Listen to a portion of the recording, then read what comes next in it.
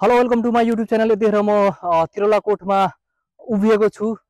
नेपालको लुम्बिनी प्रदेश अन्तर्गत पर्ने कपिलवस्तु जिल्लाको तिरलाकोटमा यतिखेर यो तिरलाकोटको ऐतिहासिक र प्राचीन महत्त्व बोकेको तिरलाकोटमा यतिखेर हामी अवलोकन गर्न सपरिवार सहित तिरलाकोटभित्र हामी प्रवेश गरिरहेका छौँ भने तिरलाकोटको विशेष महत्त्व भगवान गौतम बुद्धको जन्मस्थान लुम्बिनी भए पश्चात उनको बाल्य अवस्था र युवा अवस्था यो तिरलाकोटमा बितेको भन्ने ऐतिहासिक तथ्यले प्रमाणित गरेको छ।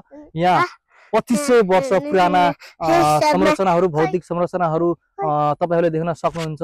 यहाँ भौतिक संरचनाहरूको अवशेषहरूको रूपमा यो इँटाहरू पनि यहाँ कैद गरेर राखेको छ भने भगवान गौतम बुद्धको युवा अवस्थामा उनको वैवाहिक जीवन उनले गरिसकेपछि 29 वर्षको उमेरमा उनले यो कपिलवस्तु राज्य उतिखेर प्राचीन कालमा यो तिरलाकोटलाई कपिलवस्तुको राज्य भनेर नामाकरण पनि गरिएको थियो भने उनले 29 वर्षको उमेरमा गुप्तचुक यो राज्यबाट संसारी मोह त्यागेर उनले चाहिँ 29 वर्षको उमेरमा उनी यो कपिलवस्तु तिरलाकोटबाट आध्यात्मिक प्राप्त गर्नको लागि तिरलाकोट छाडेर गएको भन्ने ऐतिहासिक प्रमाणित गरेको छ।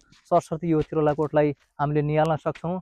यहाँ ठुलो कम्पाउन्ड घेरिएको छ। उतिखेरको कपिलवस्तुको राज्य भनेर यो तिरलाकोटलाई पनि बुझिएको छ भने यहाँ कैद गरेर राखेका संरचनाहरू 2500 वर्ष पुरानो अवशेषहरूको रूपमा चाहिँ यो तिरलाकोटका संरचनाहरूलाई चाहिँ राखिएको छ। गाइस म तपाईलाई अहिले दोस्रो पार्टमा पनि सरस्वती भिडियोहरू पनि देखाउने छु। यो तिरलाकोटको मनमोहक दृश्य र यसको विशेषता र महत्त्वको बारेमा पनि म पक्कै पनि तपाईहरुलाई यही भिडियो मार्फत फेरि देखाउने छु।